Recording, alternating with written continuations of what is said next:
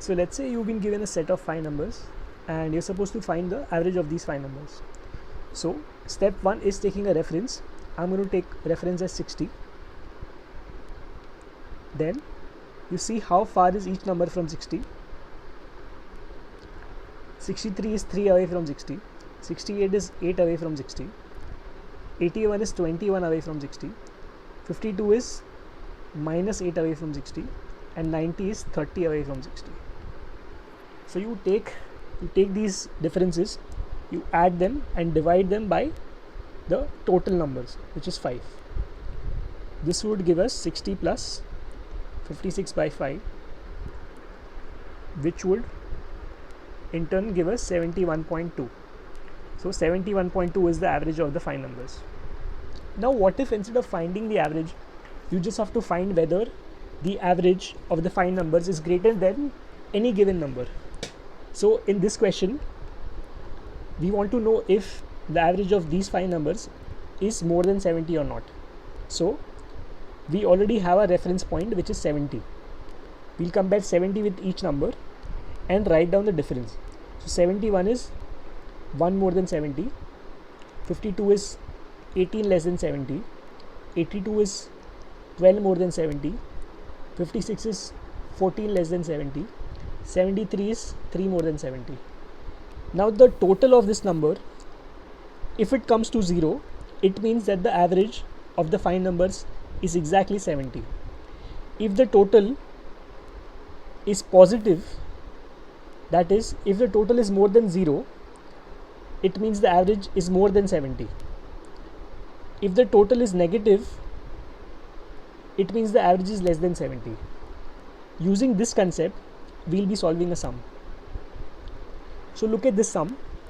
In this, we just want to know if the average of each student is more than 75%. So 75% is the reference point, and we'll compare 75% with the performance of each student in each subject. But as you can observe, the maximum mark for each subject is different. So we'll have to use weights. We'll be assigning weights to each subject. To assign weights, we need to find out what is the greatest common factor of all the subject. So the GCF for these 5 subjects will be 25. Therefore, the weights assigned would be 150 by 25, which will give us 6.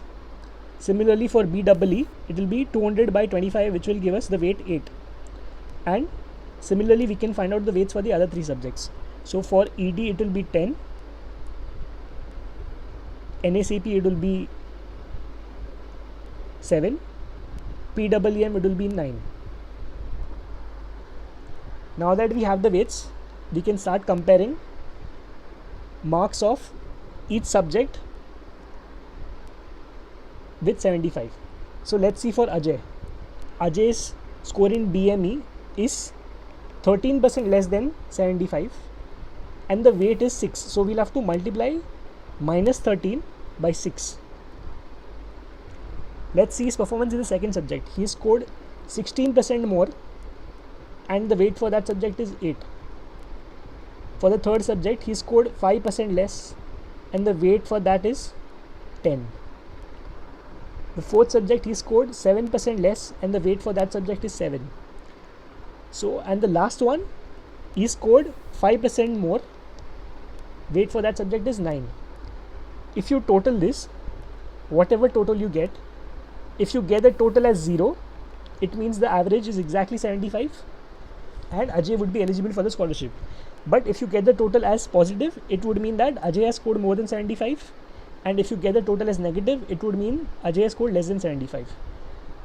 So let's see Ajay's total.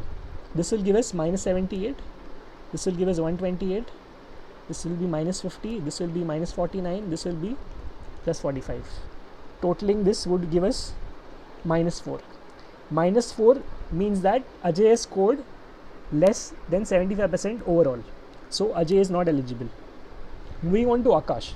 So for Akash, if you see his scores, he scored less than 75% in only one subject, which is ED.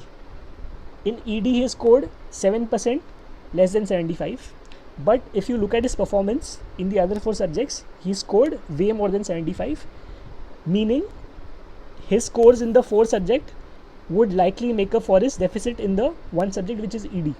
So without even calculating, you can mark Akash as more than 75%. Similarly for Pankaj, he has scored less than 75% in 2 subjects. So we will calculate in Pankaj's case. BEE minus 12% deficit, weight is 8. PEEM 11% deficit, weight is 9. This will give us a total deficit. This will be 96. This will be 99. So total deficit would be 195.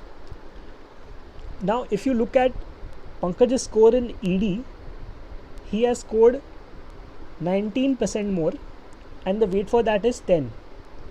So this will give us 190. If you look at one more subject, BME, the surplus is 13% and the weight would be 6. This would surely make the surplus more than the deficit. It means Pankaj has also scored more than 75. Now Gaurav's case is also similar to Akash's, because Gaurav has scored less than 75 in only 1 subject. So most likely than not, Gaurav's overall total has to be more than 75%. So we'll also mark Gaurav as more than 75. If you look at Shashi, Shashi has not scored 75% in any of the subject. That means Shashi's average percentage cannot be more than 75%. So we'll eliminate Shashi. Ashwini has scored 40% in the first subject, which means there is a deficit of 35% and the weight for that is 6. So Ashwini's deficit for 1 subject is 210.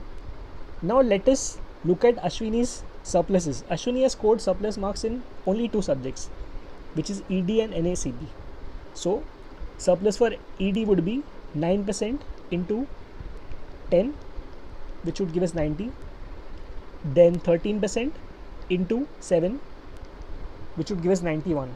So total surplus would be 181. And if you see, the deficit for 1 subject is 210. Therefore Ashwini has less than 75% overall. Now this would give us the answer as 3, because 3 people have more than 75%. Therefore I'll mark the answer as D.